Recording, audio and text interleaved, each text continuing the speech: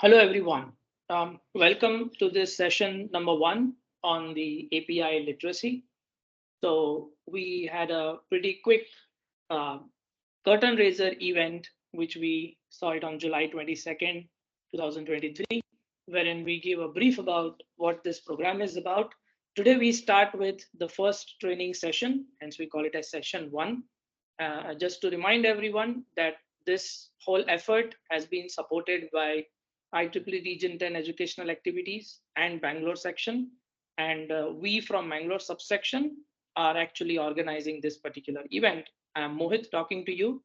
I'm currently the chair of IEEE Mangalore subsection for this year, that is 2023. Just to give a quick background, we had a curtain raiser session which was held yesterday, and the YouTube recording is available. We will be sharing this slide also with you. And as you might have already noticed, we have started recording this session also. So this session will also be provided to you. And then you can always subscribe to the YouTube channel, wherein we will be posting these things and will be accessible mainly to you. And at any point of time in this program, from now onwards until we complete the program on August 20th, you are free, you are always open to reach out to this email address, which is in front of you, which is called info@ieee-mangalore.org, which reaches directly to me and to some core committee members of Mangalore subsection. So going forward, just want to let you know that there is a bit of a good news. The good news is that we have two technical supporters who have joined this session, in the sense that they have assisted us in this program, and now they are going to be with us till the end of this program. We have one of the biggest companies that works on API, which is called Postman, and the website is postman.com. They have technically supported us in this particular initiative that we have taken. So I have just mentioned a couple of things about Postman, that it simplifies creating, using, and testing APIs. And it also has a very nice user interface to work with APIs. And 98%, which is a very big number, 98% of the Fortune 500 organizations currently use Postman. 65% of the global 2000 organizations use Postman. And you can see the numbers are pretty huge. 5 lakhs plus organizations and 13 million developers are currently using Postman. So a big thanks to them for joining us in this particular effort on API literacy. We also have another open source organization, which is called Center for Open Source Software and Hardware. It is in short called COSH. It is an organization at NITK Surathkal, and it conducts many activities around open source. And it also has been working with Postman on the API literacy program. So they have also joined us on this board, and they typically manage a program which has been going on since last 4 years, which is called NITK Winter of Code. More about NITK Winter of Code will be told outside API literacy sometime around September timeframe. A separate session will be held telling people about what is NITK Winter of Code and how everybody can participate. And they provide training on how to participate in programs like Google Summer of Code. And in last 4 or 5 years, they have produced more than 50 students who have cleared Google Summer of Code and many other similar open source programs. And more importantly, they also conduct awareness sessions about funding aspects. So where can you get funds for your open source project? So we are very glad to have these both on board on our journey on API literacy program. Moving forward and coming to the technical aspect of the session today, we'll be talking about introduction to APIs in a quick 5-minute session. So first of all, like there was also a question in yesterday's curtain raiser event, what is an API? So API, if you break it down into 3 words, it's application programming interface. Primarily, if you want to understand, the simple way to look at it is an interface through which you can allow communication between 2 different kinds of services. And that's what my first sub bullet says. So APIs, they serve as a bridge between 2 services to communicate with each other. And I have some very good examples put up here to explain to you what I mean by a bridge between 2 services. Now, I need to define these words properly, otherwise it will be difficult for you to understand. So I will jump the bullet and go directly to the example which I have mentioned here. So I have mentioned that the Swiggy. Now, Swiggy is a service which is categorized into food services, right? Because they deliver food items to our homes or whatever location we tell them. Zomato is also in the same category. So Swiggy and Zomato, they provide us one category of service, that is they provide food services, food delivery. Whereas the other two that you see, Ola and Uber, they have a different category of services. They are mainly taxi renting services. But all four of these internally, they use one common service which is provided by Google, which is called Google Maps. So now this is the best example that I can take where Google Maps is one service and Swiggy, Zomato, Ola, Uber are other kind of services. And among them, Swiggy, Zomato is one category and Ola and Uber is another category. But all four of these services service providers, two of them are food delivery providers, two of them are taxi renting services, all of them they internally use something called Google Maps, and this is only possible because of the concept of APIs. So APIs, they act like a bridge between the applications that we use on our phones, which are the four of them that you see, and the Google Maps. And you might also say that we also have Google Maps in our phones. Yes, you also have Google Maps on your phone. You also are eligible to use Google Maps for free without paying any money to Google Maps. And that's one of the most important features that we have in our phones, and we are dependent on this Google Maps these days a lot, because finding routes to internal locations is sometimes difficult. But when we use Google Maps as users, we are directly utilizing the services of Google. Whereas when we use Swiggy, Zomato, internally we are making use of Google Maps. We are not directly making use of Google Maps. So when you tap on Swiggy on your phone or any other thing like Zomato, Ola, Uber, and there are so many other services, whenever you use those applications, they internally make calls to Google Maps. So that is what I meant when I said that APIs are interfaces between two services. And that's what I have written in the first bullet. It allows you to communicate between two services. Second bullet says that one very important aspect of API is that we don't want to build the same thing again and again. Now, let me take a very simple example.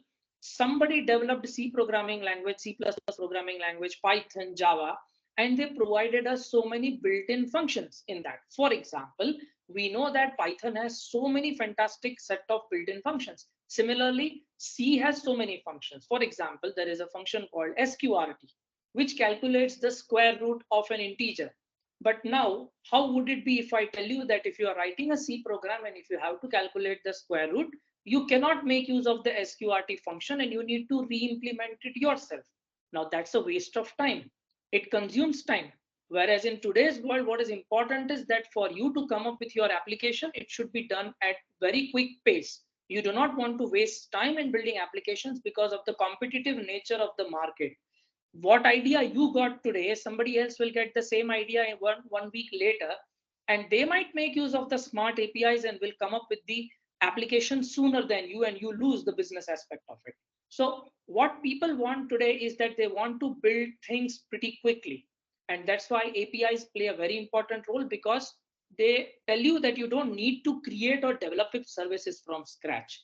You build the service once and reuse it several times, and that's what one of my bullet tells you there. Now, coming to the last second bullet, it says that APIs allow developers to access data from a service. So when I say data from a service, it can be data from Google Maps, it can be data from Twitter, without having any knowledge of the code base. Now, when Swiggy, Zomato, Ola, Uber people wanted to use Google Maps services, they did not have to build Google Maps by themselves, or they did not have to build the map services by themselves. They just went to Google and said, can you please give us access to the APIs that you have, and we will pay you for whatever you services you give to me. And Google Maps can charge them. The Google company can charge these four companies saying, okay, every time you make an API call to us to fetch the map information, we will charge you so much amount of money. Or Google, if they have their own businesses, they might say, okay, you are internal to me, you are my friend, I don't want to charge you anything. So they might not charge any money to the service that they provide. Now, look at the last line. I have given an example. Now, today, as a part of this particular program in API literacy, we know that there is a project competition that's going to start after August 5th. And there are many problem statements that all the students participating in this program are going to work on. I have an important problem for you guys. Can we think about building a live bus tracking application? Some of your colleges might already have, in which case it is fantastic, but many colleges might not have that application.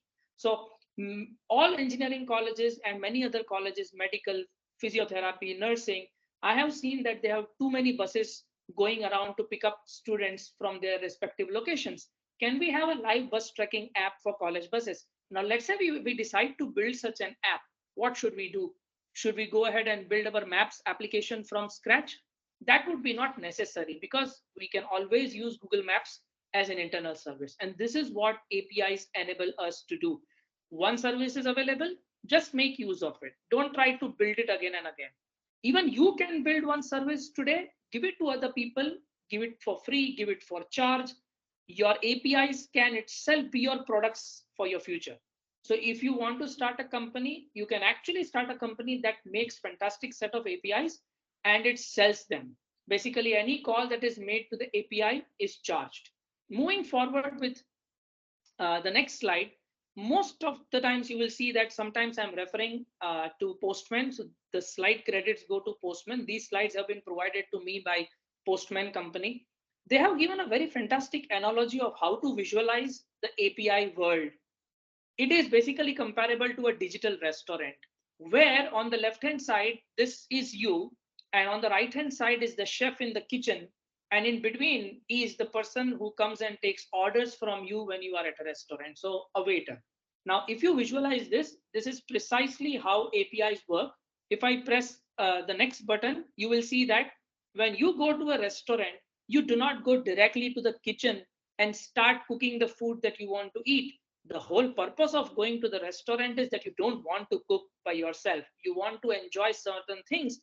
Whether you know how to cook or whether you don't know how to cook, it is immaterial. What is important is that you go to a restaurant, look at the menu. What is menu? Menu is the list of API calls that you can make. So in menu, you can see there are items right from idli to masala dosa to everything that is listed. Those are API calls. Now you pick up the API that you want. So let's say you pick up masala dosa and now you say you want to make an API call. You call the waiter, you tell that I want masala dosa. Waiter takes an order from you, goes inside the kitchen, tells the person to prepare. The chef prepares the particular item that has been requested. And if I click on next, the chef will now give that particular item to the waiter and waiter will give that item back to you. You don't even know where the kitchen is. You don't even know who cooked it. You don't know how it was cooked. What matters to is you requested for something and it was just delivered to you. So that's the most important aspect of APIs. Different services can access each other without having to know the internal details from each other. So this person requested certain things from the kitchen, they got the item from the kitchen. Now that simple is how Postman gave an analogy.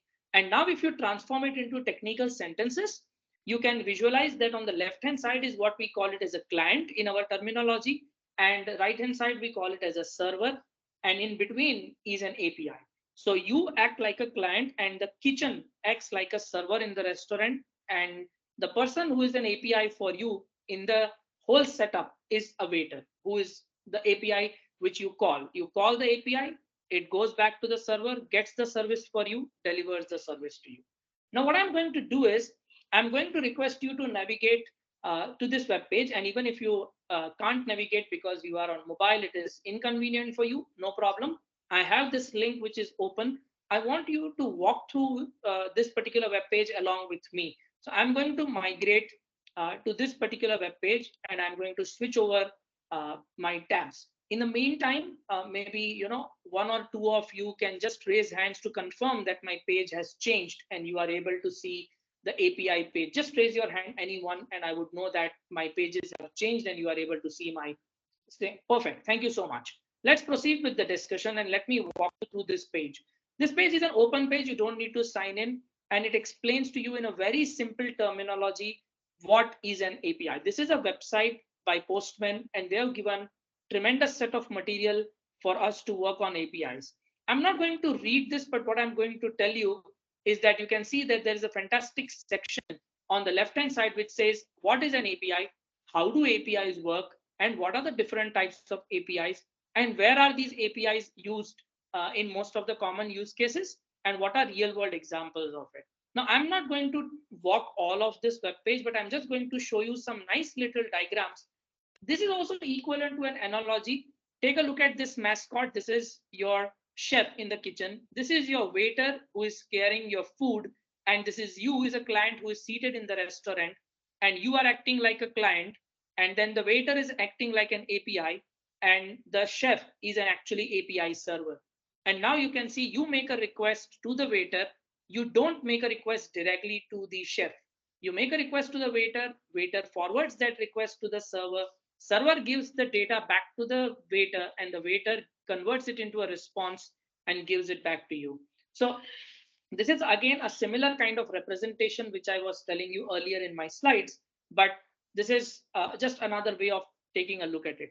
Now, if you take a look at it into the technical terms, uh, the client makes a request for any kind of data, and this client could be a Swiggy mobile application, and the API server could be Google Maps server. So now somebody has opened up a Swiggy app, and now they are, identifying, I want this restaurant, I want this food, and this should be delivered at my doorstep. So you need Google Maps to know how far is the restaurant. The person who is going to deliver the food to you should know where you are. All of this is basically how APIs work. Moving forward, there is a bit of an history to APIs. It's not that APIs have started coming into picture in last 3-4 years. No, even in way back in 1990s, late 1990s and early 2000, there was the concept of API. So for example, you can see the phase one of APIs was called commercial APIs, which was in early 2000, where web APIs emerged. So web APIs are very old APIs, almost 20 years old. But then came the concept of social media APIs. What is social media API? Let us say you want to do sentiment analysis of the people on Twitter, whether people are angry related to one topic on Twitter. So let us say there is a cricket match going on right now between India and any another country. And depending on that cricket match, somebody has posted something, and now you want to know whether people are happy or angry, or they are jovial, or they are getting frustrated with that post. How do you do the sentiment analysis? So companies like Facebook, Twitter, Flickr, all of them, they started making APIs available, using which you can collect those tweets or the posts that people have made on Facebook. Anonymously, you will get the data, and you will be able to do sentiment analysis and tell whether this post is getting converted into a hatred post, or whether this post is getting converted into a very lovable post. Now, this was something that happened early around 2006 timeframe. Then came the concept of cloud API. So we use today services like Google Cloud or Amazon Web Services or Azure by Microsoft. All of this is access. So you can now access a server in Amazon using a cloud API. This concept picked up in 2006, but eventually it has matured now. That means now around 5-10 years back is when people started using cloud a lot. So you just need to open a website or a browser, go and start accessing the virtual machines that you have on Amazon.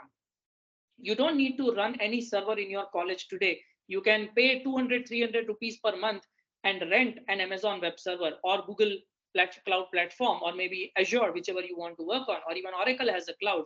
So you can just pay a little bit, and that's why they say, pay as you go. So this was another phase.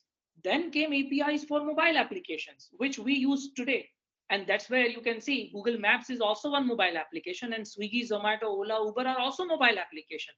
One mobile application using another mobile application. So we need APIs to speak between two mobile applications. So this concept came in particularly, when Apple introduced iPhone and Google introduced Android in 2007.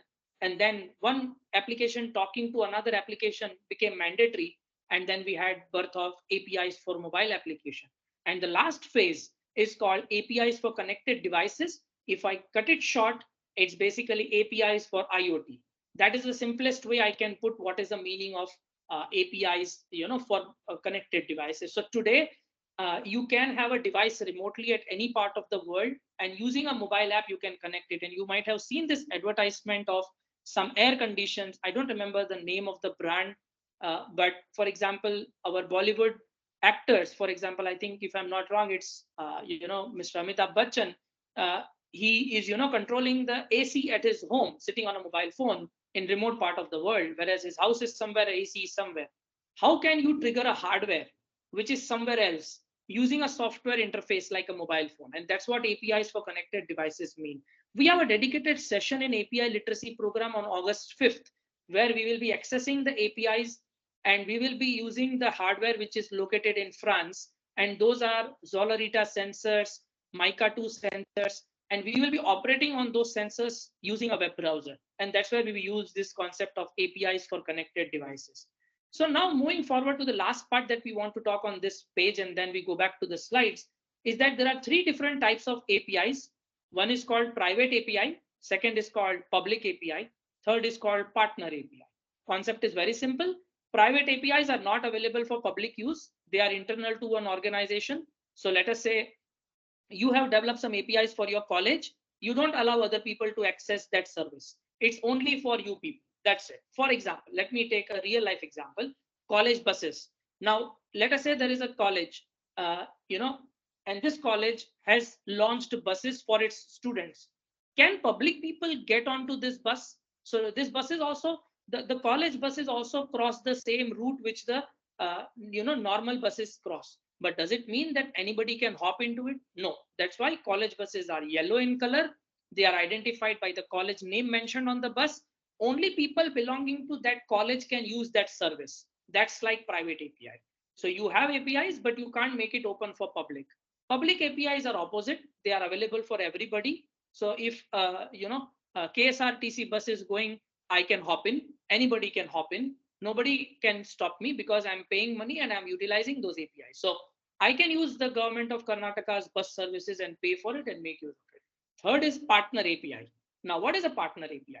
Partner API means two or more organizations have tied up together and they said, you can utilize my services and I will utilize your services. So let us say there are two colleges which are very nearby geographically and they are running short of buses. They can collide, they can combine and they can say, okay, can you please take my students on some days? I will take your students on some days. So you tie up and then you have partner API. So this is basic concept. And if you want to summarize it, there is a beautiful summary that Postman has provided. What are the characteristics of private APIs? Used to connect different software pieces within a single organization. Outside people are not permitted, not available for third-party use. Some applications may include dozens or even hundreds of private APIs. Public APIs, as I said, it's available for public use, and partner APIs tie up with each other, collaborate with each other, and then you can work as partner APIs. Now, that's what I wanted to show you on this web page. I'm going to switch over back to my slides, and I will need once again, some confirmation from people that you are able to see my slides back again. API is a bit technical. So can some people raise hands again for me to confirm? Okay, thank you. I can see some people have raised hands. Thank you again. So let me continue on this. Now let's make it a bit technical. You guys have already understood that on the left-hand side, there is a logo which we have, which is Instagram logo, which is just taken as a reference here. And then on the right is a camera app. And on the bottom is a server rack, those three yellow horizontal lines that you see. Now, in this particular simple example, what I'm going to show you is that how multiple APIs of different types can be used. Web API is one thing, hardware API is another thing. We are going to use both of them right now. And then there is a software library API also that we are going to use. Let me explain in about 2 to 3 minutes as to how all of this works. Forget about Instagram, forget about anything. Assume you do not have internet connectivity also right now in your phone. You want to open up the camera. What do? You go to your phone. There's a dedicated camera app.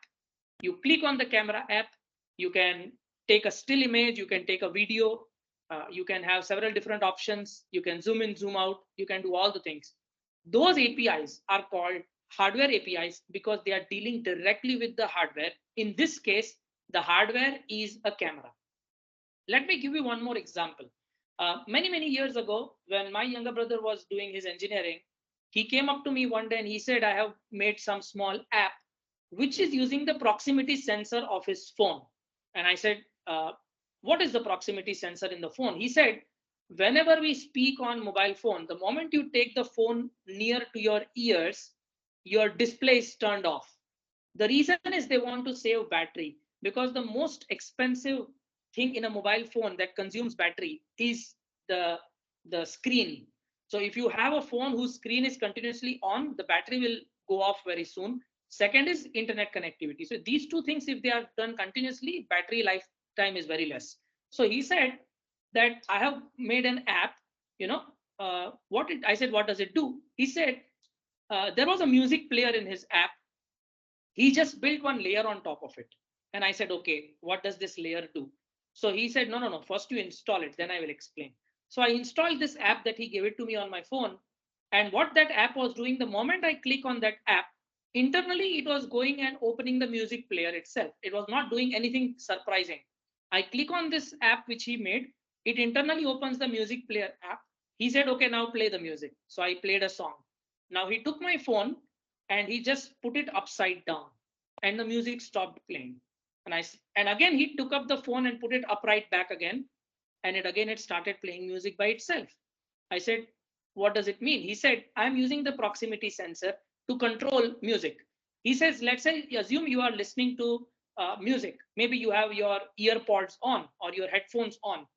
Somebody in your house comes and wants to talk to you. You don't want to, unlock your screen. You want to pause into the music player, tell the person, what are you telling? After that person has communicated to you, you again go back and resume playing the song. He said, no, just take the phone, put it upside down, stop playing the music. And when was this? This was in 2010. Nowadays, these are default features in many of the fantastic phones.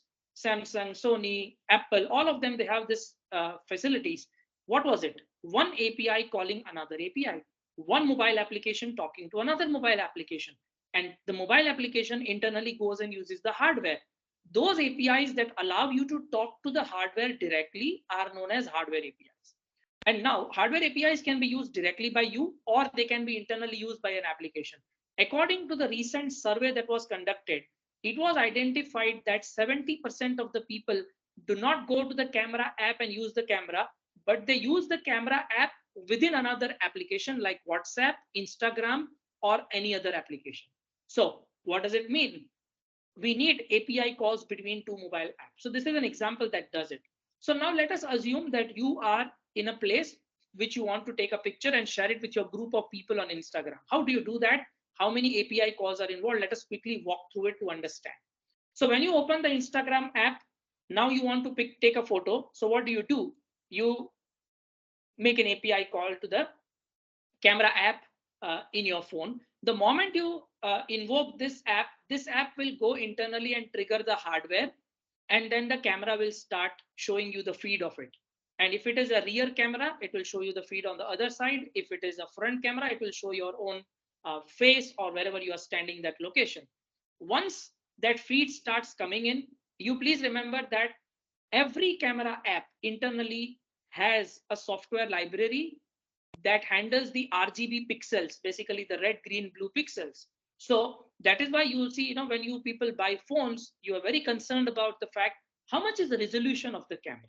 Will it give me a realistic image of, so I'm standing in front of a sea beach and I want to take a photo. Will the cloud, will the sky color, water color, and the sand color on the beach, will they all come beautifully?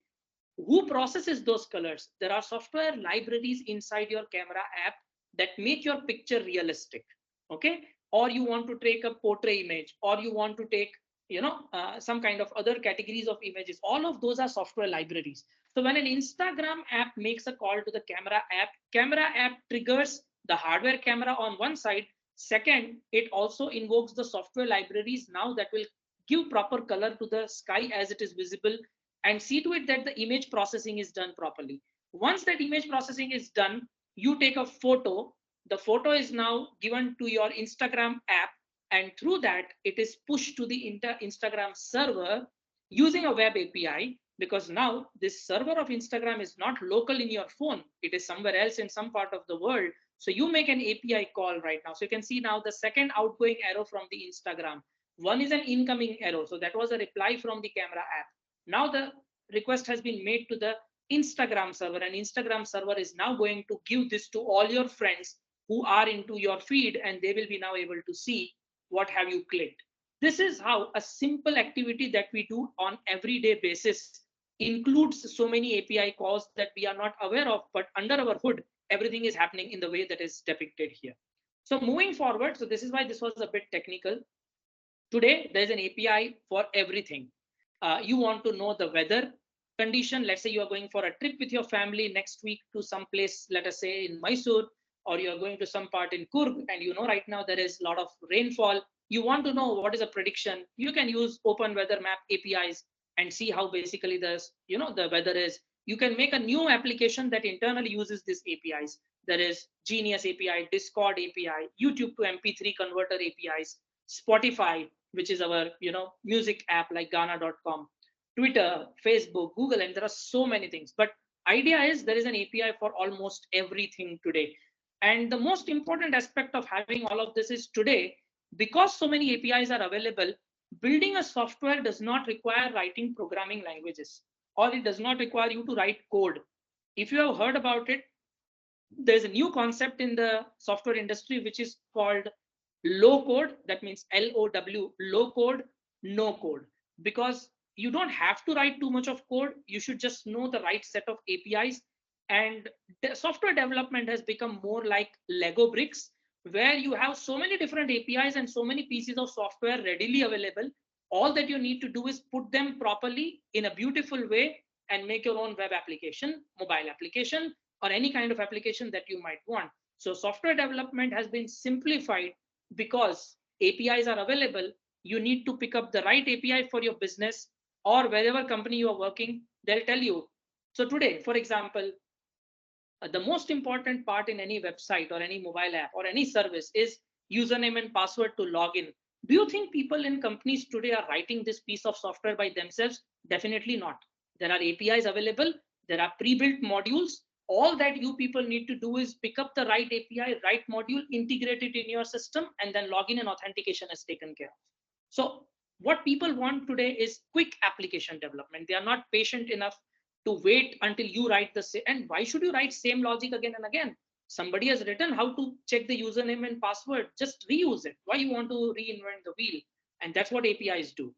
Okay, so moving forward now, I'm going to migrate to another page and just quickly show to you in another 2-3 minutes that how does an API lifecycle look like. Please remember there are two main people involved in API lifecycle. One is the person who develops APIs. One is the person who consumes APIs. So I'm going to migrate to the web page, and in a moment you should start seeing my another tab. Again, need your help. Some people can just raise hands to quickly confirm that my um, screen has started becoming visible to you. Okay, perfect. Thanks. A lot of people started raising hand. Thank you so much. So now you can see, if I have to simply depict the life cycle, this is how the life cycle looks like here.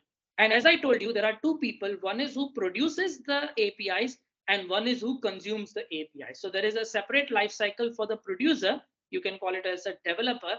And on the right side is the one who consumes the APIs. And you can see that there are these two mascots. One is acting as a producer, the another one is acting like a consumer. And your journey of a producer starts here. That means, first of all, you define. You define means you decide, oh, okay, I did not find an API to do this. Okay, so that's a definition. Then you decide that, okay, I want to make an API because, so there are 2-3 reasons for making an API. Number one, that API doesn't exist. Number two, APIs exist, but they are not doing what you want. Now, let me give a very good example to all of you properly. Okay. Now, you might have seen one behavior in restaurant, which is by our own people and which is a genuine behavior. Many a times we feel that we are not so much hungry that we will be able to eat one full plate of an item. So we end up asking the restaurant fellows, is half plate available? Let us say jeera rice. You want to eat jeera rice, but you know that the amount of jeera rice that these people will give in one plate is going to be very high for you to handle.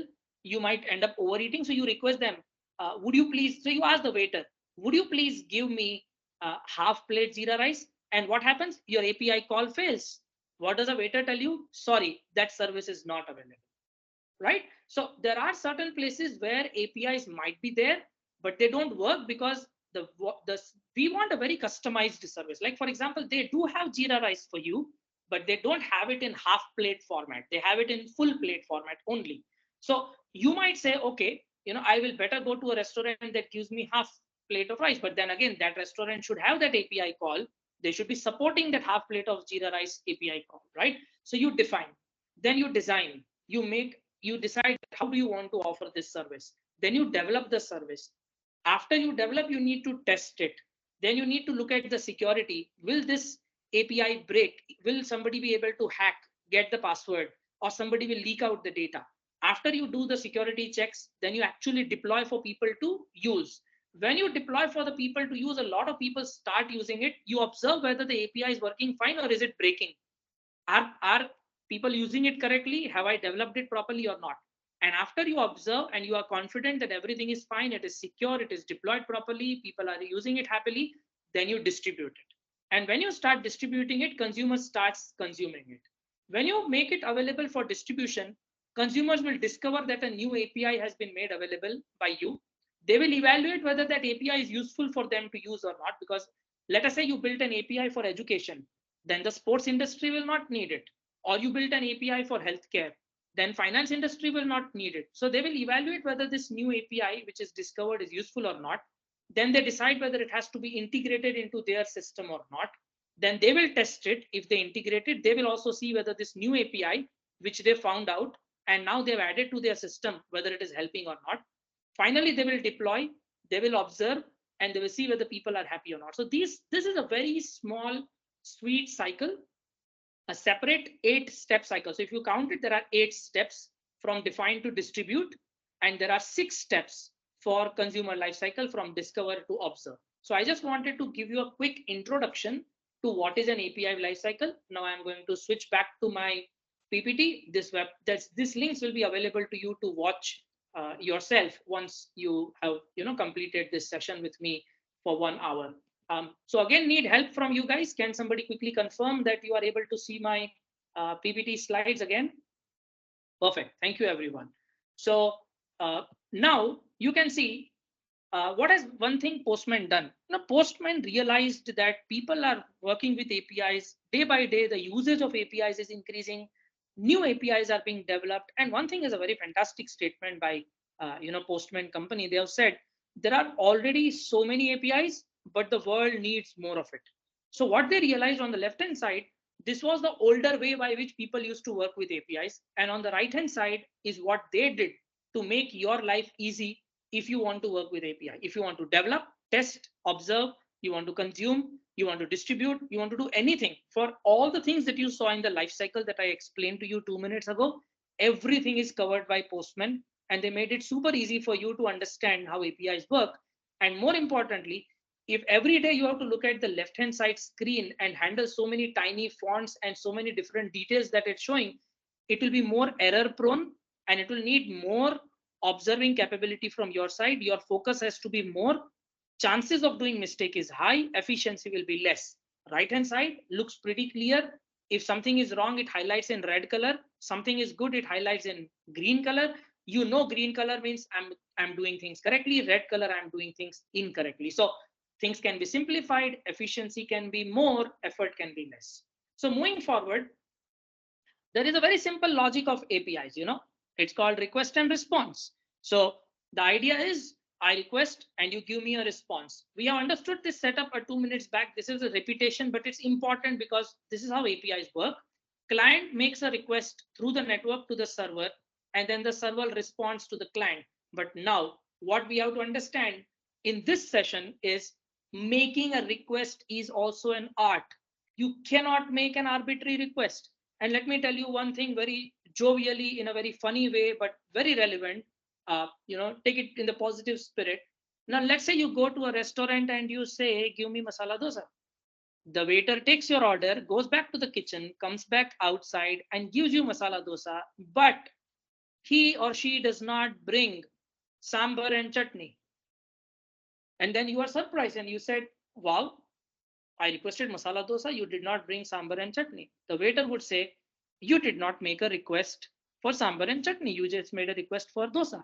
Now, this is not how real life works, because in real life, it is a well understood terminology that when I'm ordering masala dosa, or for that sake, any dosa, give me something with it, either chutney or palya or sambar or something with it. Okay. But this is not how the API world will work with you. If you end up making a call for masala dosa, you're going to go get back only masala dosa. You're not going to get chutney. And that's why this slide is very important. And the one after this is very important.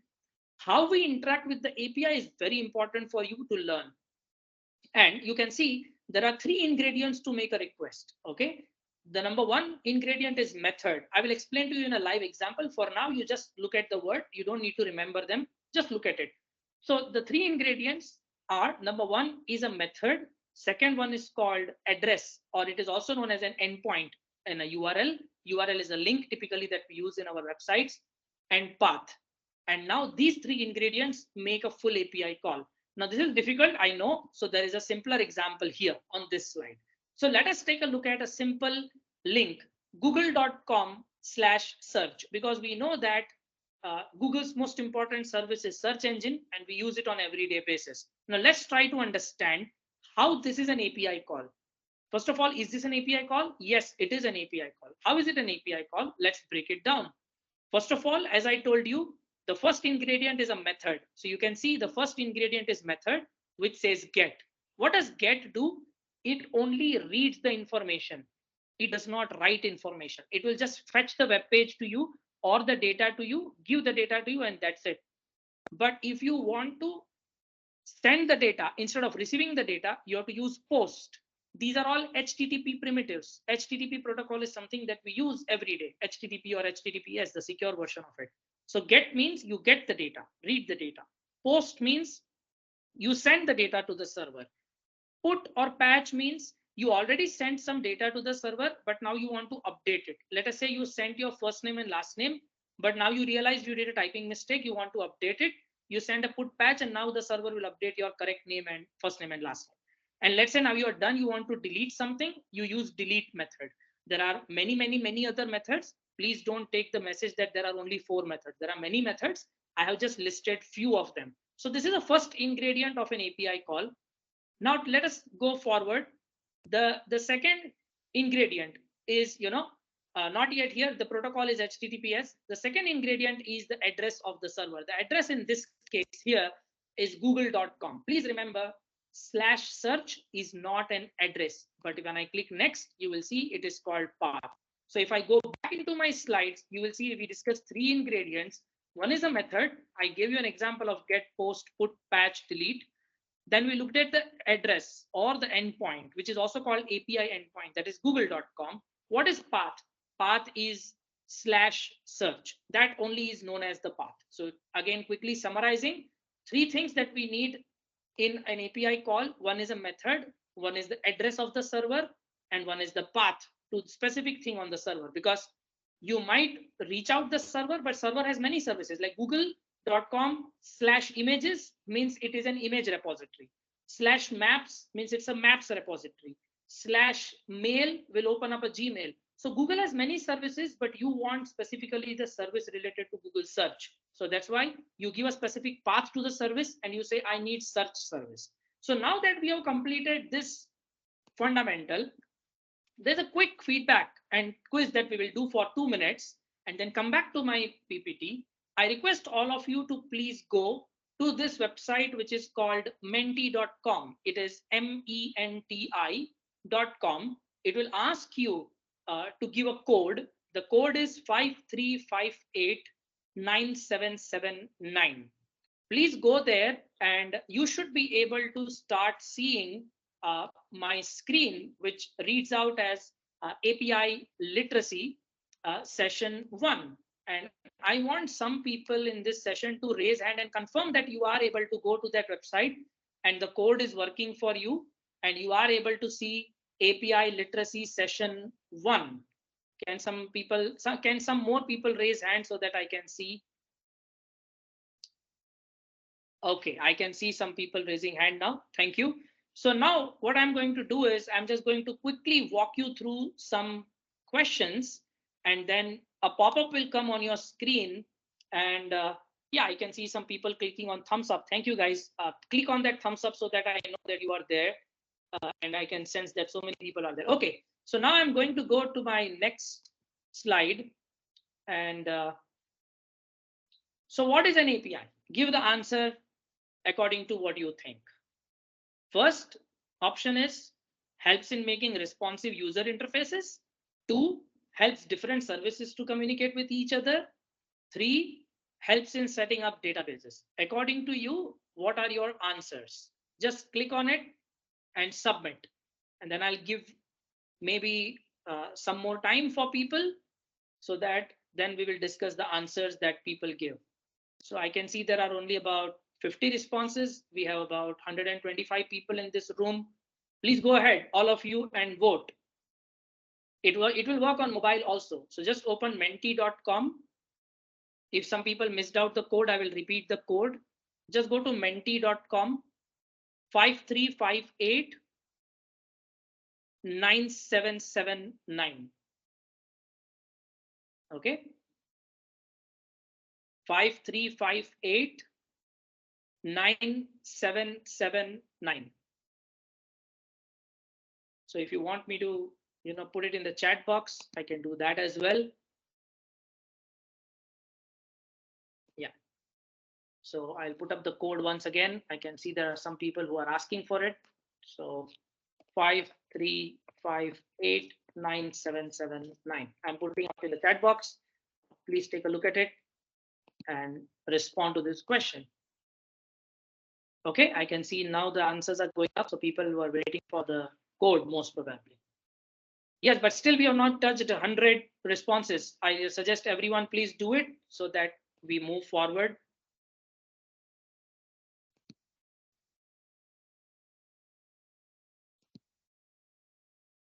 Keep going.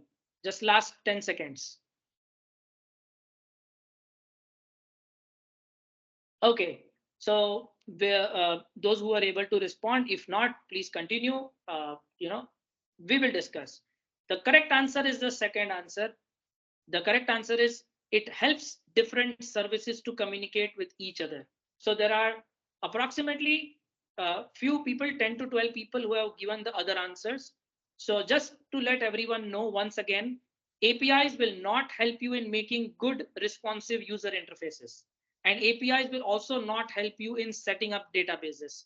APIs will only help you to communicate with each other between two services. So correct the sentences now, improve your understanding and understand it that you are not going to make responsive user interfaces through APIs. You are also not going to make databases using API. You are just going to connect two services with each other. Okay, so that is it. The correct answer is the second one.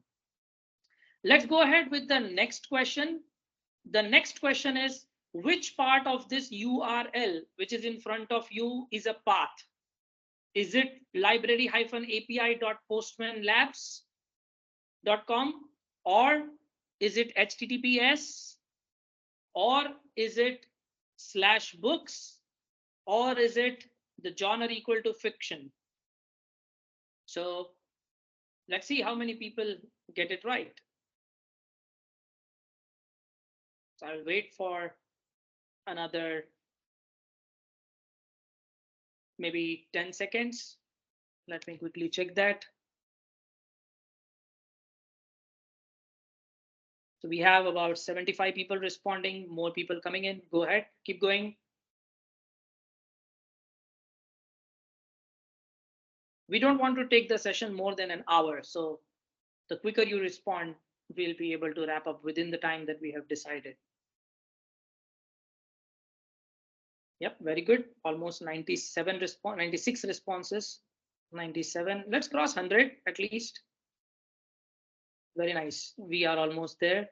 Perfect. Okay, we have more than 100 responses. So let me just show the correct answer. The correct answer is the third answer, /books. And that's exactly what I was telling earlier in my slides.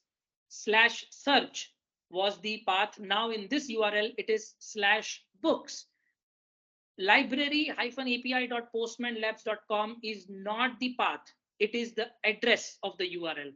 HTTPS is the protocol, and /books is actually the path, and the query parameters are the genre equal to fiction. So this is the correct answer, /books. Let's move forward to the third question. Which of the following HTTP method is used to read the data from the server? Get, put, patch, post. 4 options in front of you. We just discussed 2 minutes back, so go ahead. It is about reading the data from the server. Okay, which of the following HTTP method is used to read the data from the server? Yeah, we are almost near 90. Please go ahead. Let us see.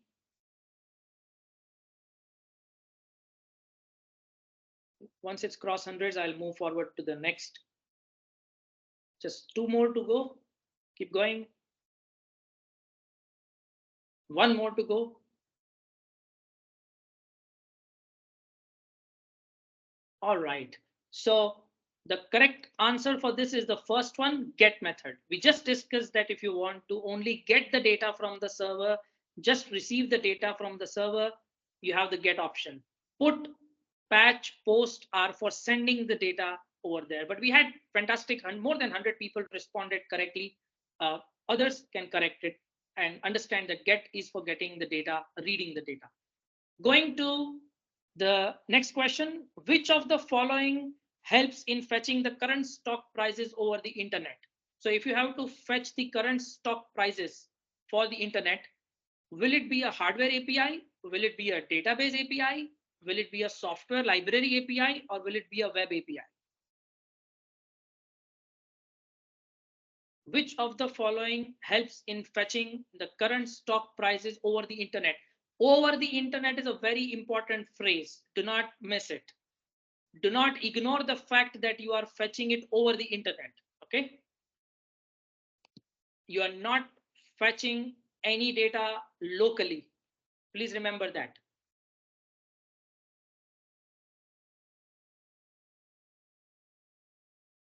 Keep going. Keep going. We are still at 80. We need a few more.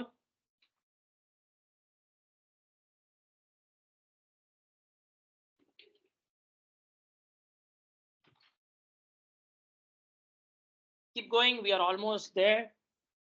About 95 people have responded. Maybe a few more.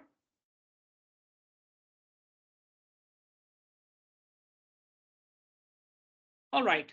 So let's discuss this part because there are some inaccuracies in the results here from the participants. So the correct answer is API. We do have majority, but I can see there is confusion in this particular question. And that's what I wanted to understand, that whether we are able to. So many people have also answered database API. Please remember, if this question did not have the word internet, probably you are right. You can get it from the database that you have locally. But remember, we put the question over the internet and I was emphasizing it. So this data is coming from somewhere else. It's not in your local machine. And hence you have to fetch it using a web interface. And that's a web API. Hardware API and software libraries are not the correct answer. Database and web were the confusing ones between each other. The correct answer is the web API. Okay, quickly moving forward and completing the last question, which is not a technical question. How has been the session so far for all of you? Give us genuine feedback so that we know whether we have to do something more to make it interesting or you guys are enjoying the session so far. We'll not wait too much on this. We'll quickly proceed because we have to still cover up 2-3 slides and give you the hands-on exercises for the next week over there. Okay. All right. So thanks everyone. There's no correct answer to this question, so do not wait for the correct answer to be discussed. That's it from our side. Okay, so that we have reached the end of the presentation. Thank you everyone. You can stop using menti.com, come back to our slides and the screen, and then I will move forward to discussing in the last 4 or 5 minutes to talk about what is the homework that we are going to give it to you. Now, some of you might have already completed the homework. Do not worry. There are more resources that we will be sharing it offline. So do not freak out if you see that, oh, I have already done this. If you've done this, it's good. You can take reading about other aspects. So moving back, hands-on exercise is here. So we have, as I mentioned, 2 technical partners with us. One is Kosh NITK and one is Postman. So we have a dedicated certification program for all of you, which is called Kosh NITK Postman Classroom Program. I know some of you have already completed it because I might have visited your institute in the recent past, or you might have heard from me about it. Do not worry. This is just one aspect of the program. Maybe I can say 10% is this certification, but 90% of the program is still pending to be done. And that's a major part. But this is a self-paced program. I'll give you the links to enroll in this program. I'll give you the user manual to go through this program.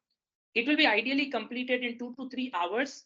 But the most important part is that you do not need to do 2-3 hours consistently. You can do 10 minutes today, 20 minutes tomorrow. You can do it whenever you have time.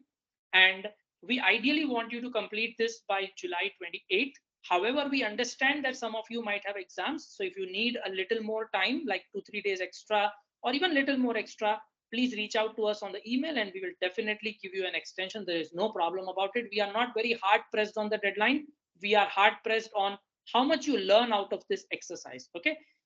There is one course which is offered by Postman, which is called Postman API Fundamental.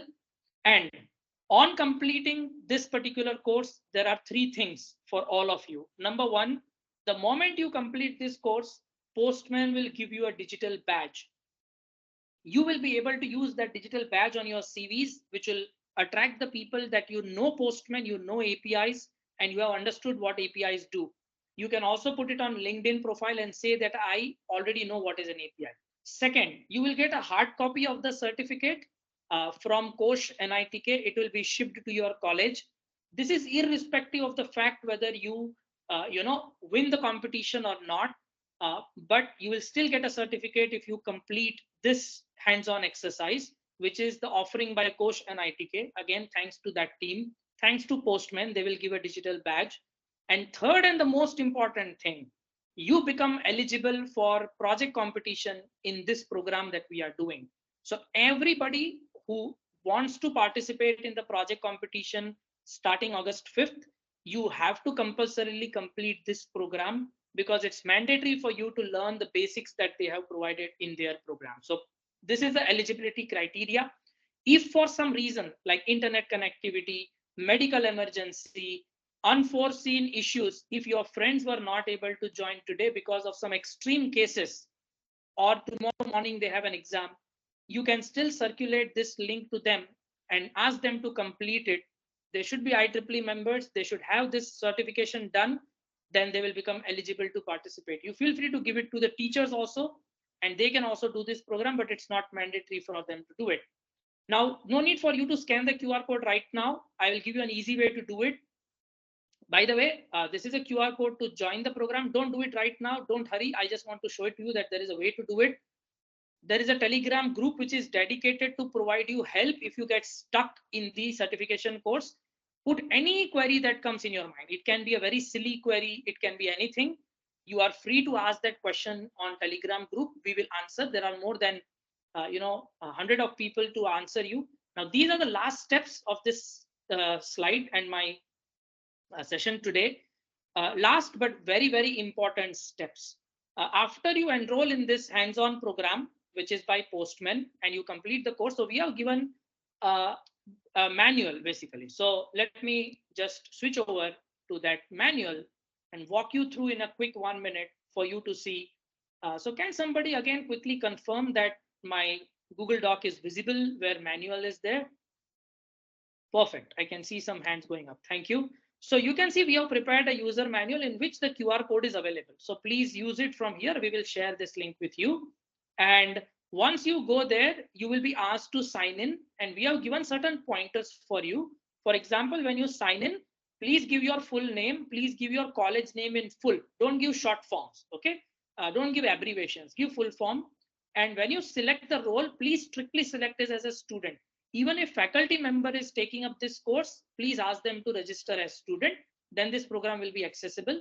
And then there are certain instructions given. Once you sign into that program, you will be reaching something called Postman Academy.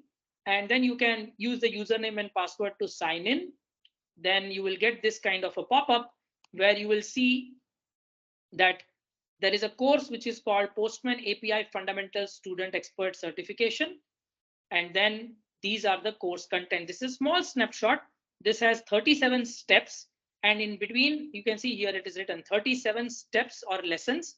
Each lesson will take about 4-5 minutes. And after 4-5 lessons, one quiz is there, which you can take and you can answer there itself. And after you complete the course, I'll come back to my slide and I'll tell you what you need to do. I'm switching back to my slide. So once you complete your work, automatically your work will be submitted to Postman for evaluation. It's a very simple evaluation. Most of the students pass without any problem. Postman will issue a digital badge to you once the submission is approved. As soon as you all get a digital badge, you need to write an email to two email addresses. You need to write an email to Kosh email address, and you need to write an email to IEEE Mangalore. You should write your name in that email. You should write your college name, your IEEE membership number, and Postman will give you a digital badge in a backpack. Okay, it is called backpack. Backpack means what you carry to your college every day. So this backpack will have a link to share with others. That link you need to put it. If you find problem, just write an email to me. I will tell you where is that backpack and how you can fetch the link. Don't worry about that aspect. But we need all of this. And then title of the email can be anything, like I have completed a Postman classroom program or something like that. Send us to these two email addresses. We will validate your badge from Postman. And if you have done correctly everything, you will get a certificate from Kosh, which is compulsory. Everybody will get it who completes it. And then most importantly, we will mark your name as an eligible student to participate in the competition that we are going to have. So this is the very important step. Again, I will be sharing these slides with all of you so that you will have all this information, and Google Doc will also be provided to you. So there's no need for you to hurry at this point. That is it that we have for this session today. Thankfully, I am perfectly on time. We started around 6:03 p.m. and it's 7:04 p.m. Okay, 1 minute extra, but I was able to complete it within an hour. Thank you everyone for your patience and attending this session in good number. If you have any questions, this is the time to put it in the chat box, and I'll be happy to answer this question. And of course, all the things that we have discussed in today's session, the hyperlinks, the document, Google document, QR code to join the program, to join the Telegram group, all of that will be shared with you all after this session is over in 1 hour of time. I just need to put it together. And our next session in this API literacy program will be on July 29th, same time, 6 p.m., where we'll be talking about different architectural styles of APIs like REST APIs, gRPC, SOAP APIs, and that's all we will have in the second session. So please put your questions, if any, in the chat box, and I'll try to answer them one by one. Okay, so now your email ID, please. Yeah, so my email ID, in the sense, you can always use this email ID, which I'm putting in the chat box. Please use this email ID and it reaches directly to me. So that's the answer to that question. It was told in a mail sent to college that 4 members from college, yes, 2 girls and 2 boys who are interested can participate in this event. Apart from that, others can join. Yes, others can also join. We wanted at least 4 people from colleges in Mangalore subsection. More than 4 is welcome. Why not? We are open to everybody. We don't have any restrictions in terms of number of participants joining this program. Again, the team formation can be any way around, all boys forming the team, all girls forming the team, some boys, some girls forming the team. That is totally your decision. We will not get into the details of those things. And then, yeah, there is a feedback also coming. So excellent session. Thank you so much, Satyanarayan sir, for being present here and going through the session. And anybody has any questions for me, you can ask me here right now. Otherwise, I'll also be available via that email address. Please do not hesitate in writing the emails to us. We will be as prompt as possible in coming back to you. We want you to make the most out of this session that we are doing. Thank you again. There's one more feedback coming in. Appreciate you taking time to write the feedback. Anybody has any queries for me? And by the way, anybody wants to talk, raise your hand. We will unmute you. Is this for IEEE members only? Yes, this is only for IEEE members because we are getting funding from IEEE. And they are all the prizes that we are. Oh, by the way, I told you. So Postman is going to give you a lot of swag, folks. Yesterday I had promised you. So there are some T-shirts and there are some stickers. There are some ball pens. There are some diaries. There are some mobile holders. There are lots of goodies that Postman has agreed to give. And yesterday I did not reveal the name of the company. So today I'm revealing this is a company that's going to give us. But yes, the question about is it for IEEE members only?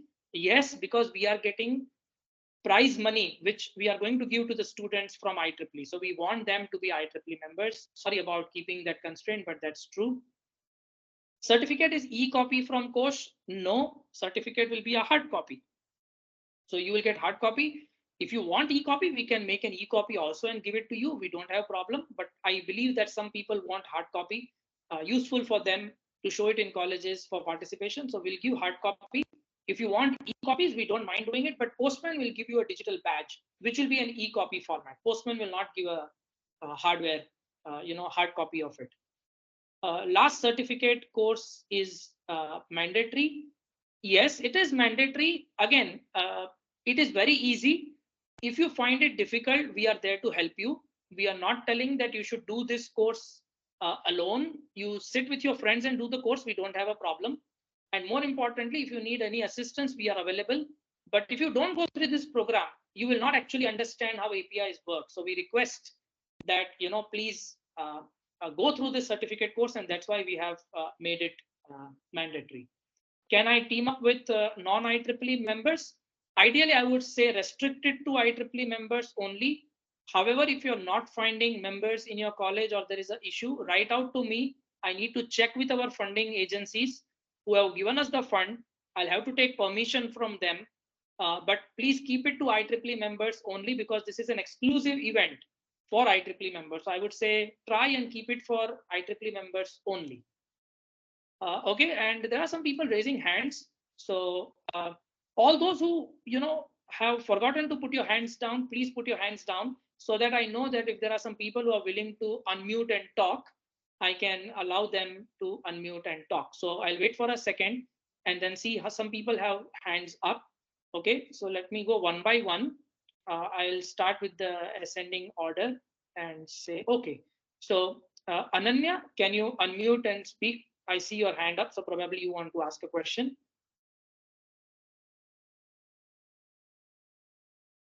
No. Okay, then I think the hand was up by mistake. Okay, let me try another person whose hand is up to see if they have questions. Urmila, do you have any question? You can unmute and talk.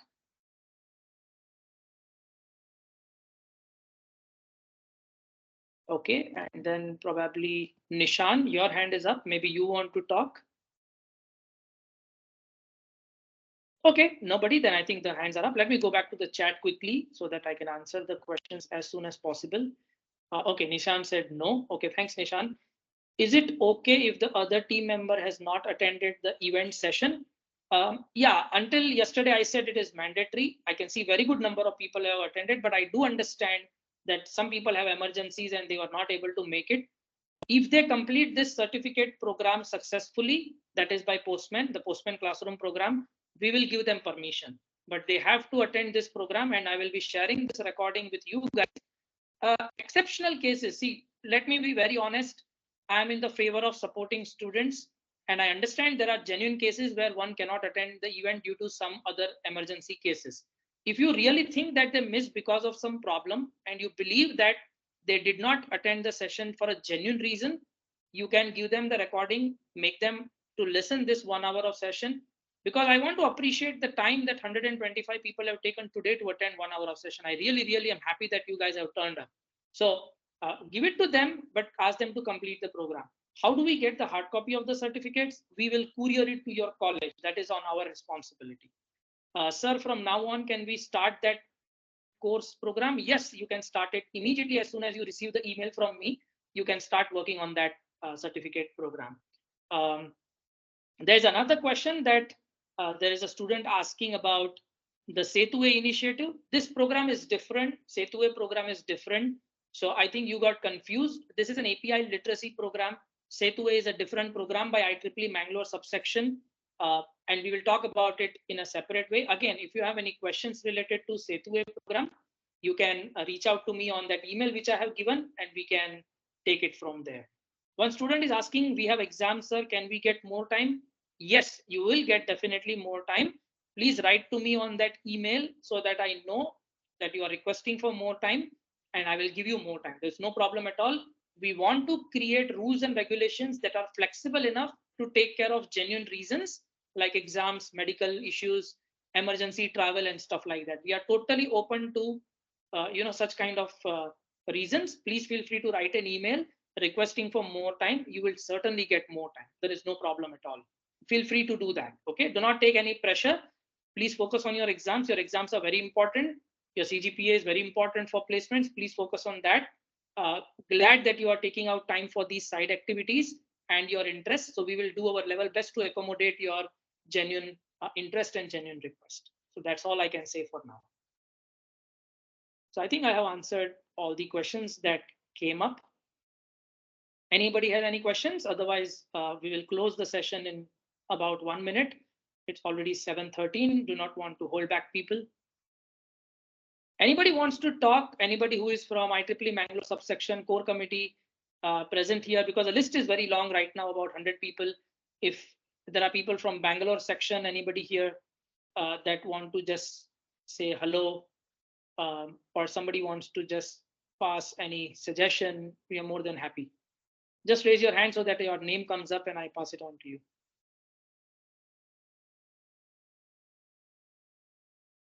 All right, I don't see any hands going up. Thank you once again, everyone, for your kind presence. We look forward to seeing you in session 2. Wait for the email instructions from me. We'll share the recording and the steps that you have to follow to complete this particular API program. So thanks again, everyone. Have a great evening and best wishes for your exams and other things. Bye-bye. Take care.